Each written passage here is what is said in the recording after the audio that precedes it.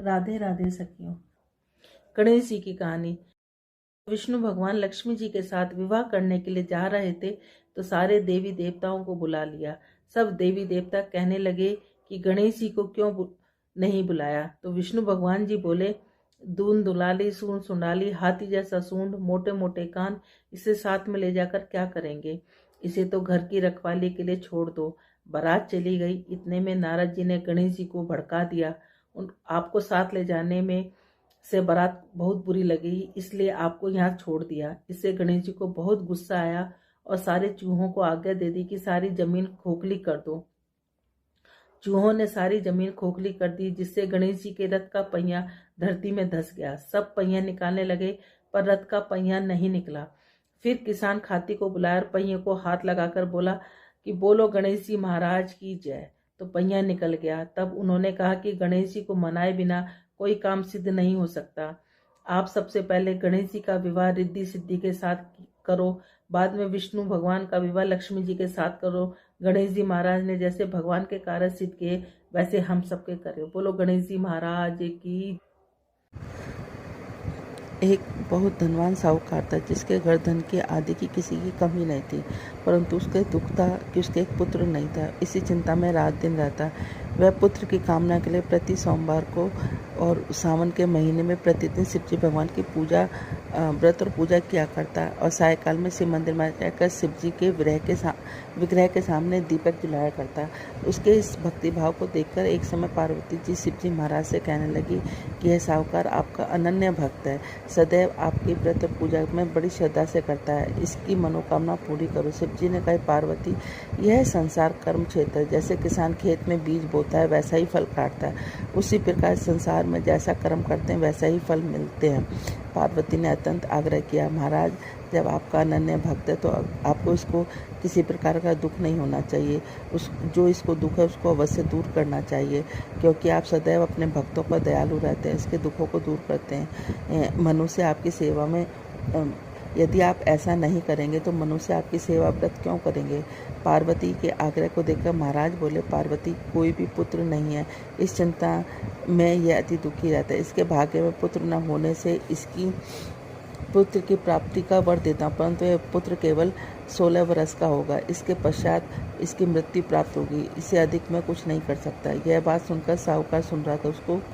उसको न प्रसन्नता हुई न दुख हुआ। वह पहले जैसे ही शिव जी महाराज की पूजा व्रत करने लगा। कुछ समय व्यतीत होने पर साहूकार की पत्नी गर्भवती और 10वें महीने में गर्भ से उसे अति सुंदर पुत्र की प्राप्ति हुई। साहूकार के घर में खुशियाँ मनाए गए, परंतु साहूकार ने उसकी केवल 16 वर्ष की आयु जानकर अति प्रसन्नता प्रकट नहीं की और न ही किसी को भेद बतलाया। जब वह बालक 15 वर्ष का हो गया तो बालक को माता ने अपने पिता से विवाह आदि के लिए कहा कि साहूकार कहने लगा, यदि मैं इसका विवाह नहीं करूंगा। साहूकार ने कहा कि मैं अभी इसका विवाह नहीं करूंगा, अपने पुत्र को काशी पढ़ने के लिए भेजूंगा। फिर साहूकार ने अपने साले अथवा बालक के मामा को बुलाकर बहुत सा धन देकर बालक को काशी पढ़ने के लिए भेज दिया और कहा कि हर रास्ते पर तुम यज्ञ और ब्राह्मणों को भोजन कराते जाना। दोनों मामा भांजे यज्ञ करने ब्राह्मणों के भोजन कराते जा रहे थे। रास्ते एक नगर में पड़ाव पड़ा। उस नगर के राजा की बारात आई हुई थी, लेकिन वर पक्ष वाले वह भी थे, क्योंकि उनका वर एक आंख से काना था। अब वो एक ऐसे सुंदर युवक की तलाश में थे कि जो वो रात को उससे शादी कर ले और हम कन्या को लेकर अपने घर चले जाएं। जब उन्होंने मामा भांजे को देखा तो कहा कि हमें एक थोड़ी देर के लिए अपने लड़के को हमें उधार दे दो। उसने कहा, कहीं ऐसा भी होता है कि हम तुम्हें बहुत सा धन देंगे। मामा ने कुछ सोचते हुए उसको दे दिया। जब सारा विवाह संपन्न हो गया तो जब फेरे पड़ने लगे, सब विवाह संपन्न हो गया। वो भांजा बहुत सुंदर था, सब देखकर बहुत खुश हो रहे थे कि जो ना उस राजा की लड़की को कन्या वर बहुत अच्छा मिला है। अब जब सारा विवाह संपन्न हो गया तो वो उसकी चुंदरी में लिख के चला गया कि मैं एक साहूकार का बेटा हूँ, मैं काशी पढ़ने के लिए वहाँ विद्या प्राप्त करने के लिए काशी जा रहा हूँ। और राजा का लड़का तो काना है।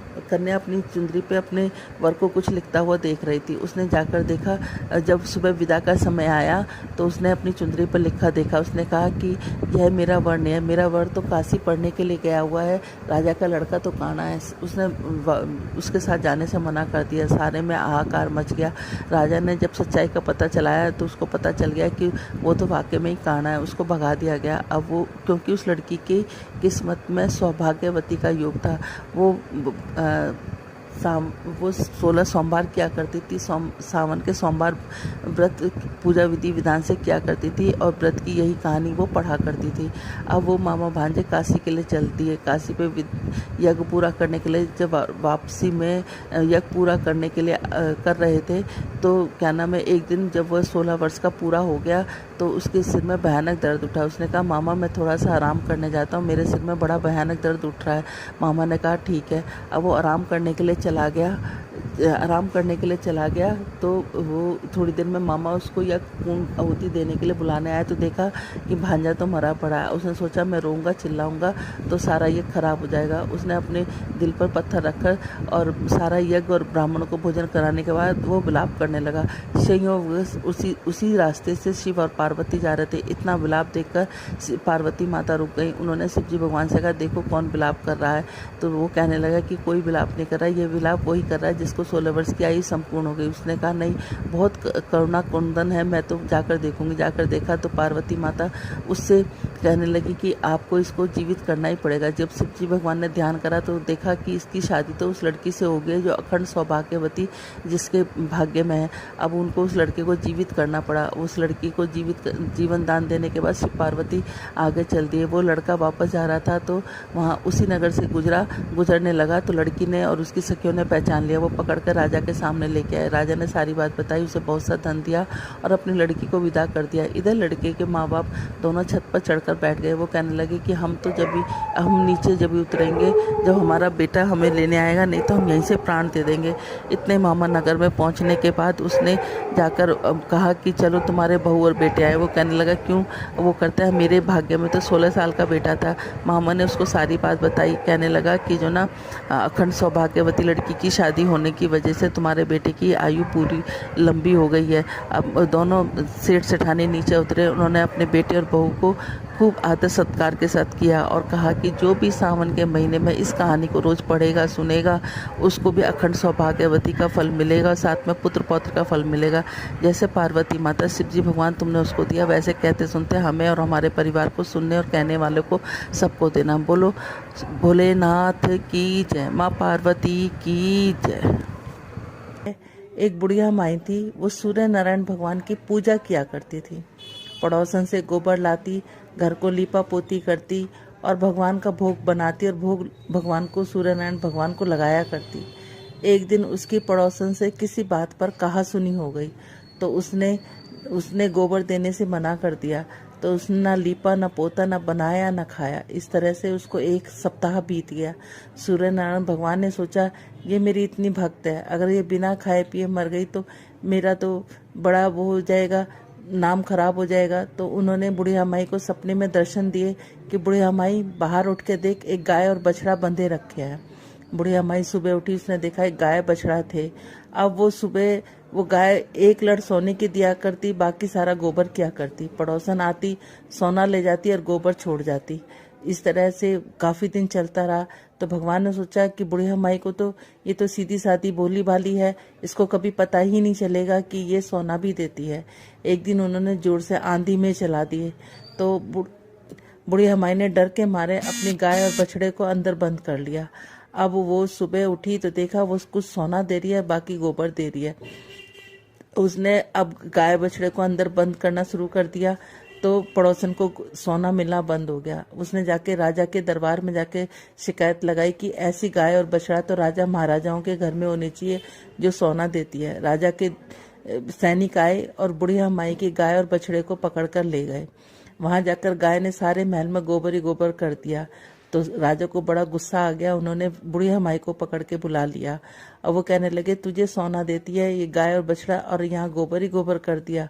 तो वो कहने लगी, मुझे सूर्य नारायण भगवान ने दिया, लेकिन पड़ोसन ने अपने उसके ईर्ष्या के कारण यहाँ पर आकर शिकायत लगा दी।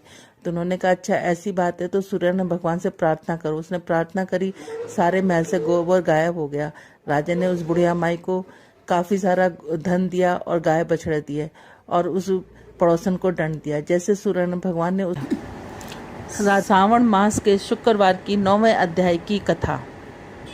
गजाननं भूत गणातिसेवितं कपित जम्बू फल चार भक्षणम उमाततं शोक विनाशकारकं नमामि विघ्नेश्वरं पाद पंकजम कर्पूर गौरम करुणाभुतारम संसार सारम भुजगेन्द्रहारम सदा वसंतम हृदयारविन्दे भवन भवानी सहितं नमामि। ओम नमः शिवाय ओम नमः शिवाय ओम नमः शिवाय ओम नमः शिवाय ओम नमः शिवाय ओम नमः शिवाय ओम नमः शिवाय ओम नमः शिवाय ओम नमः शिवाय ओम नमः शिवाय ओम नमः शिवाय ओम नमः शिवाय। 9वां अध्याय शुक्रवार की व्रत कथा। भगवान शंकर ने सतन कुमार से कहा, अब मैं तुम्हें शुक्रवार की कथा कहता हूँ, जिसे सुनकर प्राणी समस्त विपत्तियों से छुटकारा पा जाता है। पांडव वंश में एक राजा था, उसका नाम सुशील था। उसके यहाँ कोई संतान नहीं थी। उसकी पत्नी का नाम सुकेशी था। पुत्र न होने कारण वह उदास रहने लगी। रानी स्त्री स्वभाव के कारण हर महीने कपड़ों को अपने पेट पर बांधकर पेट की वृद्धि करती रहती। इस प्रकार साहस के कारण वह स्वयं प्रस्तुति के कारण सुकेशी किसी गर्भवती स्त्री को खोजती रही। संयोगवश उसे गर्भवती पुरोहित की पत्नी को देखा। कपटी रानी ने प्रसव के समय में दाई का कार्य करने वाली अन्य किसी स्त्री को इस काम के लिए नियुक्त किया। उस दाई को एकांत में बहुत सा धन दिया और अपने गर्भ के अनुकरण की सब बातें कह सुनाई। पुरोहित की पत्नी का प्रसव समय नजदीक आया। वह यह उसी तरह दाई ने भी अपने वचन का पालन किया। पुरोहित की पत्नी दाई की बात नहीं जानती थी, अतः वह दाई की बातों का पालन करती रही। दाई ने पुरोहित की स्त्री के नेत्रों पर पट्टी बांध दी और उसके उत्पन्न हुए पुत्र को रानी के पास भेज दिया। इस प्रकार रानी के पास उस पुरोहितनी के पुत्र को पहुंच जाने की किसी को कानो कान खबर न हुई। इस नाटक में कोई न जान सका। रानी ने अपनी दासियों द्वारा राजा को खबर कर दी कि उसके यहाँ लड़का पैदा हुआ है। उधर दाई ने पुरोहितनी के नेत्रों की पट्टी खोल दी। उसके साथ एक मांस की एक पिंडी लाई और दाई ने पुरोहितनी को उस मांस की पिंडी दिखाते हुए कहा, यह अनिष्ट हुआ है, आपने अपने पति को इसकी शांति करवाना। पुत्र नहीं हुआ तो न सही, तुम्हारे प्राण तो बच गए। पुरोहितनी की स्त्री सोचने लगी, कहीं दाई ने मेरे साथ कपट तो नहीं किया। राजा ने जब पुत्र उत्पन्न होने की बात सुनी तो जात क्रम आदि ब्राह्मणों को गज, अश्व, रथ आदि दान में दिए। जो बंदी गृह में बंद थी उसको सबको छोड़ दिया। राजा ने उसका नाम प्रिय व्रत रखा। श्रावण मास प्रारंभ होने पर पुरोहित की स्त्री ने शुक्रवार के दिन भक्ति द्वारा जीविका की ही पूजा अर्चना की। दीवार पर बहुत से लड़कों के सहित जीविका की तस्वीर बनाई। 5 दीपक जलाकर पुष्प माला से पूजा अर्चना की। गेहूं के आटे का दीपक बनाकर जलती और स्वयं भी गेहूं के आटे की शुद्ध घी में पकाकर भोजन करती। भोजन के पश्चात जीविका से प्रार्थना करती, जहाँ भी मेरा पुत्र हो उसे सुरक्षित रखना। इस प्रकार प्रार्थना करने के पश्चात वह कथा सुनती तथा विधि नमस्कार करती। जीविका के प्रसाद से वह बालक राजा के यहाँ चांद की तरह बढ़ने लगा। जीविका उसकी रात दिन रक्षा करने लगी। कुछ समय बाद राजा का स्वर्गवास हो गया। पितृभक्त पुत्र ने पिता की परलौकिक क्रिया संपन्न कराई। इसके बाद मंत्रिमंडल ने उसको राज सिंहासन पर बैठा दिया। उसने कुछ काल तक राज्य का शासन भली भांति किया। उसके बाद वह राज्य का भार मंत्रियों को सौंपकर पितृ ऋण से मुक्त पाने के लिए गया जी को रवाना हो गया। उसने यह यात्रा कौरपटीक वेश में की। रास्ते में वह किसी गृहस्थी के घर पर ठहरा। उस गृहस्थी के यहाँ पुत्र हुआ। इससे पहले के 5 पुत्रों को छठी देवी ने मार डाला था, परंतु इस बालक को छठी देवी ना मार सकी। राजा वहाँ रहने के कारण जीविका देवी उसकी रक्षा कर रही थी। गृहस्थ ने जब अपने लड़के को जीवित अवस्था में देखा तो पक्का विश्वास हो गया कि यह बालक राजा अतिथि के कारण जीवित है। उसने राजा से एक दिन घर पर ठहरने की कृपा की, क्योंकि उसकी कृपा से यह छठा पुत्र जीवित है। गृहस्थ के प्रार्थना पर राजा एक दिन के लिए उसके यहाँ और रुक गया। वह गयाजी चला गया और पिंडदान करने लगा। पिंड देते समय उसे बड़ा आश्चर्य हुआ। उसने देखा कि पिंड को ग्रहण करने के लिए 2 हाथ निकले हैं। एक विद्वान पंडित ने उससे पूछा, यह सब क्या मामला? ब्राह्मण बोला, ये दोनों हाथ तुम्हारे पिता के हैं। घर जाकर अपनी माता से पूछना कि ऐसा क्यों हुआ, तुम्हारी माता ही बतलाएगी। लौटते समय राजा फिर उसी गृहस्थ के यहाँ ठहरा।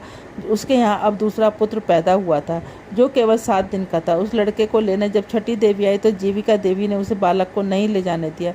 छठी देवी ने जीविका से पूछा, आप इन लड़कों को क्यों बचा रही हैं? इनकी माता ने ऐसा कौन सा व्रत किया है जो रात दिन इसकी रक्षा करती है? राजा ने उस समय जाग रहा था। वह दोनों देवियों की बात सुनकर रहा था। वह नींद का बहाना करके पड़ा था। जीविका बोली, इसके यहाँ जो अतिथि ठहरा हुआ है उसकी माँ सावन के महीने में शुक्रवार के दिन मेरी पूजा व व्रत नियम अनुसार करती है। वह नियम क्या है और किस प्रकार किया जाता है, यह सब मैं तुम्हें बताती हूँ। इस पर इस राजा की माँ उस दिन हरे रंग के वस्त्र और हरे रंग की चूड़ियाँ नहीं पहनती, चावल के धोवन मांड को कभी नहीं लांघती, हरे पत्ते के मंडप के नीचे नहीं जाती, हरे रंग की साग सब्जी नहीं खाती। यह सब कुछ वह मेरे लिए ही करती है, इसलिए मैं उसकी तथा उसके पुत्र की रक्षा करती हूँ। छठी देवी और जीविका देवी का वार्तालाप सुनकर राजा सुबह उठकर अपने राज्य में आया। राजा ने अपनी माता से पूछा, हे माता, आप जीविका का व्रत करती है तो उसका विधान क्या है? राजा की माता ने उत्तर दिया, मैं जीविका का व्रत नहीं करती, इसलिए मुझे उसकी विधि का ज्ञान नहीं है। सुनकर राजा को बड़ा आश्चर्य, सोचने लगा, मेरी माता कौन है? राजा ने गया यात्रा का फल प्रत्यक्ष ब्राह्मणों और स्वाग्नियों को भोजन कराने की इच्छा प्रकट कर उनके यहाँ हरे वस्त्र, हरी चूड़ियाँ आदि प्रतीक्षात भिजवाई। दूत ने सबके यहाँ संदेश दिया कि आप सब राजा के यहाँ भोजन करने आए।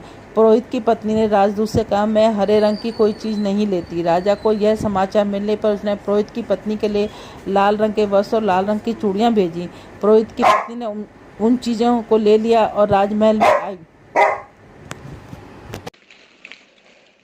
मिल गए आज हमको मोहन, मिल गए जी हमको मोहन।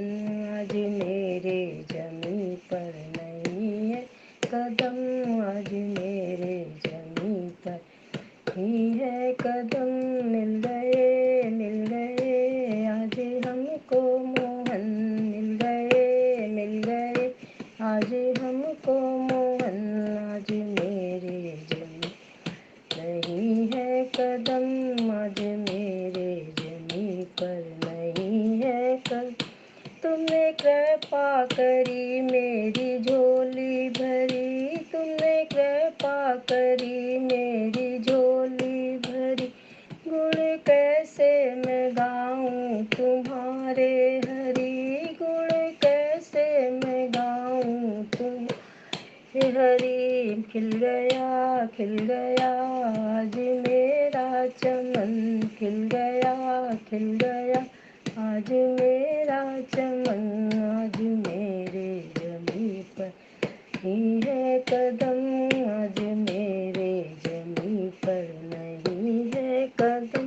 मिल गए आज हमको मोहन, मिल गए आज हमको मोहन। आज मेरे जमी पर नहीं है कदम, आज मेरे जमी पर नहीं है कदम। जन्मों जन्मों से मेरा तेरा साथ है, जन्मों जन्मों से मेरा तेरा साथ।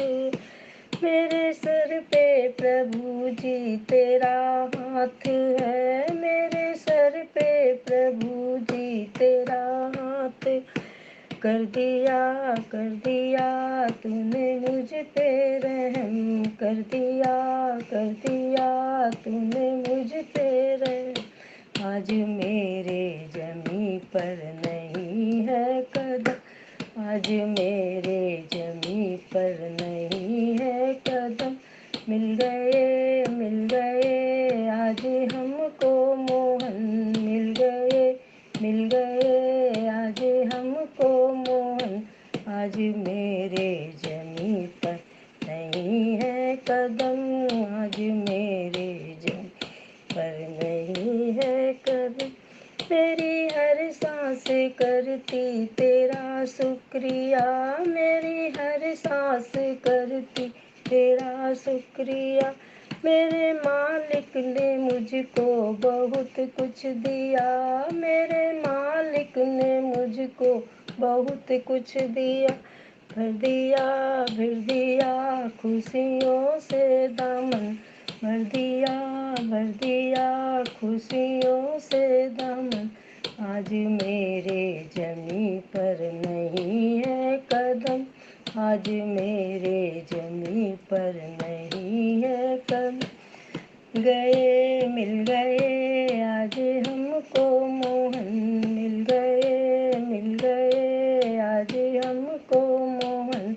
आज मेरे जमी पर नहीं है कदम, आज मेरे जमी पर नहीं है कदम।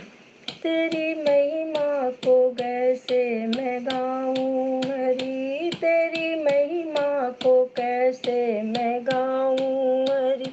मेरी वाणी में इतनी ताकत भी नहीं, मेरी वाणी में इतनी भी ताकत नहीं। मिट गया मेरे मन का भरम, मिट गया मेरे मन का भरम। आज मेरे जमी पर नहीं है कदम, आज मेरे जमी पर नहीं है कदम। मिल गए आज हमको मोहन, मिल गए आज हमको मोहन।